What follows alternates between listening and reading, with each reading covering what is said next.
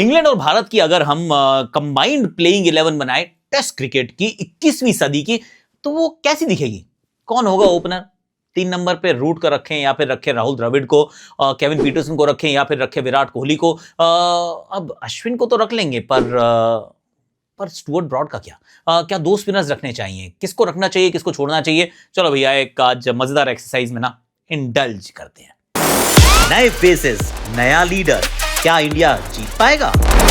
Baseball का घमंड तोड़कर एक नया दौर, a new taste. Hashtag Akashvani में आप सभी का हाथ जोड़ के स्वागत है। कैसे हो आप लोग? आई रियली होप कि आप अच्छे होगे और बढ़िया से मतलब कमाल कर रहे होगे, धमाल कर रहे होगे। वैसे बड़ा इंटरेस्टिंग था कि कल हमने एक बोल आउट देखा यार। मुझे 2007 की यादें ताज़ा हो गई। बोल आउट था वो साउथ अफ्रीका और वेस्ट इंडीज़ के बीच का मैच, जो 11-11 ओवर का रहा, 80-80 रन पे टाई हुआ। उसके बाद यहाँ बोल आउट हुआ यार। साउथ अफ्रीका ने पहले मतलब बॉलिंग करने का, 5 गेंद डालने का फैसला किया। 5 में से पहले 3 मिस किए, फिर 2 हिट करते हैं और वेस्ट इंडीज ऐसा लगा पहली 3 की 3 हिट करेगा, पर they all missed it by a whisker. I thought very exciting. तो मेरे पास एक्साइटिंग था, मैंने कहा शेयर कर लेता हूँ एजबैस्टन के मैदान पर। एक और चीज़ मैं आपको दिखाना चाहता हूँ जरा। हाँ, ये मैं आपको दिखाना चाह रहा था। ये ना यहाँ की एजबैस्टन की जो लाइट्स है ना, they are very unique. You see एक ई लिखा होता है यहाँ पे, तो बड़ा इंटरेस्टिंग है। यहाँ पे एजबैस्टन की है, हेडिंगली की लाइट्स में भी वो एक पूरा मैसेज चला देते हैं साथ में। They are beautiful.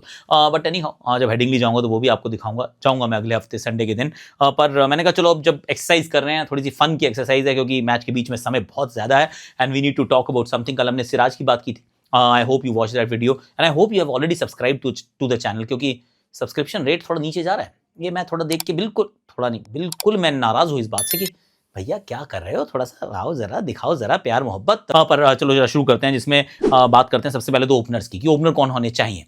I think उसमें ना कोई सवाल ही नहीं है, कोई शक नहीं है, कोई शुबा नहीं है, कोई डाउट नहीं है, कोई ड्रामा नहीं है। एक तरफ वीरेंद्र सहवाग को आपको रखना होगा, क्योंकि हम 21st सेंचुरी की बात कर रहे हैं। So we are not going as far as Sunny paaji, we are going to be in the 21st century. तो उसमें तो बड़ा सिंपल है, वीरू का नाम होना एब्सोल्युटली मैंडेटरी है। भैया के नाम 2 तिहरे शतक है, बहुत सारे रन्स है, ही इज बीन आउटस्टैंडिंग। तो अगर टेस्ट क्रिकेट की हम सिर्फ आइसोलेशन में बात करेंगे तो वीरू इज देयर, मतलब कोई डाउट नहीं, उनको कोई चैलेंज नहीं कर रहा। और उनके साथ एलिस्टर कुक साहब को भी कोई चैलेंज नहीं कर रहा। तो कुक 100% यार, क्या बैटिंग करते हैं, क्या कमाल खेलते हैं। एक्चुअली इस टूर्नामेंट में भी खेल रहे हैं और थोड़ा सा ऐसा लगा कि थोड़ा सा आउट ऑफ फॉर्म, क्योंकि अब 2 साल हो गया है फर्स्ट क्लास क्रिकेट को खेले हुए। कंपेटिटिव क्रिकेट से आप वापस आते हैं, इतना आसान नहीं होता। यहाँ पे हमने एबी डिविलियर्स को आउट होते भी देखा और कुक को यहाँ 2 मैच में 2 बार स्ट्रगल करते देखा यार। पर if I were to make my team, और इस पूरे शताब्दी की अगर मैं टीम बनाऊंगा, तो 21st century you have to put Virender Sehwag, right handed batter, और एलिस्टर कुक। और कई बार सोचो तो लगता है कि यार मतलब कितने 2 विपरीत तरीके के लोग हो सकते हैं, लेकिन आउटकम सेम आता है। एक है जो पिटाई करता जाता है, दूसरा है जो बड़ा खड़ूस खेलता है, लेकिन दोनों यार वो इतने बड़े बड़े रन्स बनाते हैं, लंबी बैटिंग करने की हिम्मत रखते हैं। तो आई डोंट थिंक यहाँ पे कोई ज़्यादा लड़ाई झगड़ा या उस पर कोई कॉन्टेस्ट होगा या थोड़ी सी मतलब डिस्कशन होगी। Then comes the most talked about thing, कि भैया या सबसे डिफिकल्ट आंसर अब राहुल द्रविड़ या जो root. That's a huge one, like massive one. See, Rahul Dravid has been absolutely outstanding. जबरदस्त खिलाड़ी हैं, बहुत रन्स बनाए हैं. He's been the wall. He is one of the greatest, the finest that the world has ever seen. पर जो root भी तो यार, हमें तो कितने शतक बना के बैठे हैं भाई, रुक नहीं रहे हैं, रन बनाते रहते हैं. He is just phenomenal. He just keep scoring. और जब आप आपस में देखते हैं तो यही वो बंदा है जो इंडिया आके भी रन बनाता है यार. दोहरा शतक इनके नाम है. He scored a lot of runs in India. India में उनका प्रदर्शन बहुत अच्छा रहता है last series not with standing, वरना बंदा एकदम कमाल खेलता है. और अभी लॉर्ड्स में फिर शतक बना दिया भाई ने, मतलब रुकता नहीं है. Joe Root is not slowing down. So I am absolutely split right down the middle. क्योंकि मैं भारतीय हूँ, क्योंकि मैं जैम के साथ खेला हूँ, क्योंकि राहुल भाई को मैं ज़रूर रखना चाहूँगा अपनी टीम में. तो मेरी टीम में राहुल रहेंगे, पर आप अपनी टीम में जो रूट भी रख लोगे तो मैं आपसे कोई मतलब मैं क्यों ही आपसे आर्ग्यू करूँगा. सर आपने भी ठीक किया, मैंने भी ठीक किया, आपने भी ठीक किया, ऐसा रख लेते हैं. आई मीन मेरी टीम में अब राहुल द्रविड़ को रख लूँगा और इंग्लैंड के जो लोग होंगे वो आप जो रूट को रख लीजिए. हालांकि इसमें ऑनरेबल मेंशंस कई लोगों का हो सकता था, उसमें इयन बेल का भी हो सकता था, उसमें चेतेश्वर पुजारा का भी हो सकता है, but then everybody can not find a place. At number 4 there is no contest. जैसे ओपनर्स का कोई कॉन्टेस्ट नहीं है, नंबर 4 पे कोई कॉन्टेस्ट नहीं है, आई am going with Sachin Tendulkar, यानी कि पाजी के साथ मैं जा रहा हूँ। और कहे मतलब आप भी क्यों ही उस पर कुछ आर्ग्यू करोगे, मतलब he is the finest ever. Number 4 पे सचिन तेंदुलकर। फिर आप सोचते हो और कोई हो सकता था क्या? ना, नंबर 4 पे बंदा अपना सेट है। सो नंबर 4 पे without further ado will move forward Sachin paaji. At 5 there is a discussion again, Kevin Pietersen भी हो सकते हैं, विराट कोहली भी हो सकते हैं।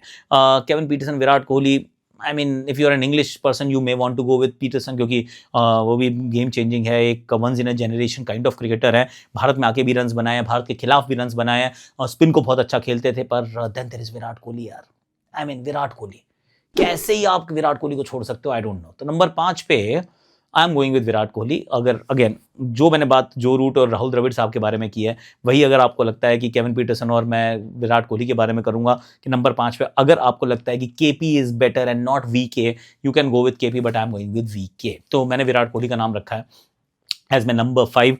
Eight number 6 I got Rishabh Pant. अब सडनली ऐसा लगता है मैं इंडियन टीम बना रहा हूँ, मतलब इसमें बहुत कम ओवरसीज कंट्रीब्यूशन है, तो may be I be slightly मतलब टिल्टेड की यार रूट को रख लेता हूँ राहुल भाई की जगह। I can think about that, पर विराट को तो फिर भी रखूंगा केपी से पहले। I mean I am just keeping him there. So again वो हो सकता है, पर Rishabh Pant is going to be there, क्योंकि कीपर मैं जब सोचता हूँ तो इंग्लैंड का तो मुझे कोई ऐसा याद नहीं आता जिसको आपको कि यार इनका नाम तो होना ही चाहिए।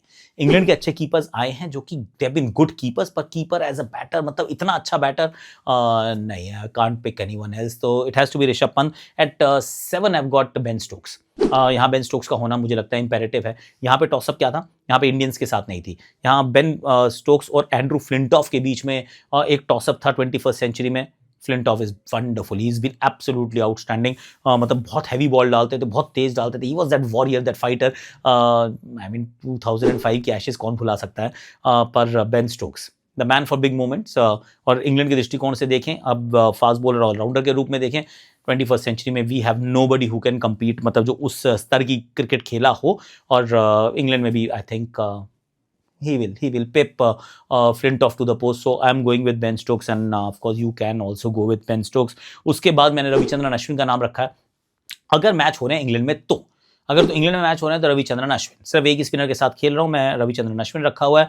आप ग्रेम स्वान के बारे में भी सोच सकते हैं, ही इज एब्सोल्युटली आउटस्टैंडिंग, पर यार अश्विन को कैसे बाहर रखोगे, मतलब सोचो जरा कि Ashwin will have to have him in the side. Again आप हरभजन सिंह के बारे में भी सोच सकते हैं, क्योंकि हम फिर वही 21st सेंचुरी की बात कर रहे हैं, पर तो ये 2 ही नाम याद आते हैं मुझे, जिसमें ग्रेम स्वान का ऑनरेबल मेंशन तो मैं करूंगा, पर just the weight of performances over a very long period of time, तो फिर I'll have to pick Ravichandran Ashwin. अगर इंग्लैंड में मैचेस हो रहे हैं, क्योंकि इंडिया में अगर मैच होते तो मैं 2 स्पिनर्स को रखता। उसके बाद मैं 3 फास्ट बॉलर्स रखूंगा, जिसमें Jimmy Anderson is right up there. Sir पहला नाम रख दो, जिमी एंडरसन से ऊपर कोई नहीं, आगे कोई नहीं, पीछे कोई नहीं, भैया बंदा लगे यार, he is a champion, sir Jimmy Anderson, sir. तो सर का नाम मैंने रखा है, Jimmy Anderson is there. Jasprit Bumrah, he is going to be there, चाहे मैच इंडिया में हो या इंग्लैंड में हो, कोई फर्क नहीं पड़ता, सेम लाइक जिमी एंडरसन, इन दोनों का नाम तो आपको रखना ही होगा।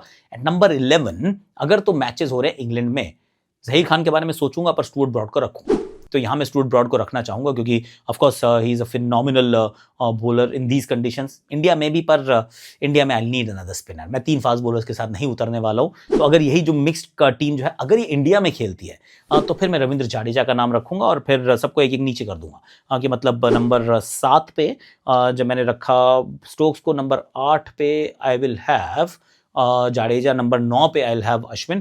तो मैं थोड़ा चेंज कर दूंगा, वरना अगर यहाँ पर खेल रहे हैं तो स्टुअर्ट ब्रॉड का नाम होना जरूरी है। Stuart Broad could be at your number 9 right after Ashwin. Stuart Broad batting करने आ सकते हैं ahead of Jasprit Bumrah and Jimmy Anderson. ये तो हो गई भैया मेरी 11।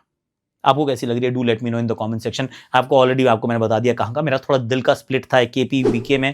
केपी की तरफ मैं झुक नहीं पा रहा हूँ, but again very difficult to leave him out. Joe Root again, I mean you can pick actually Joe Root, I may actually pick Joe Root. अगर मैं दोबारा सोचूं कि बिल्कुल मेरे को अनबायस्ड फेयर तरीके से बनानी है, तो may be I pick Joe root as well. कुछ नाम हैं जिसमें ग्रेम स्वान की मैंने बात की थी, जिसमें एम एस धोनी की भी मैं बात करूंगा। ग्रेम स्वान, एम एस धोनी और Ravindra Jadeja, of course if the game is in India, वो खेल ही रहे हैं मेरे टीम में, और नहीं है अगर इंडिया में मैच, इंग्लैंड में मैच है, तो स्टुअर्ट ब्रॉड खेल रहे हैं। So this is the make of my team. आपकी कैसी टीम है? कंबाइंड 11 अगर आप बनाओगे तो आपको इनमें से कौन कौन से खिलाड़ी पसंद आएंगे या नहीं आएंगे, do let me know in the comment section. आज के लिए, अभी के लिए मेरे पास इतना ही है। Do take care of yourself और ध्यान रखो यार, और सब्सक्राइब कर लो यार। बाकी सब अच्छा है, सब चंगा है। सत श्री अकाल, copy to all, thank you, love you all.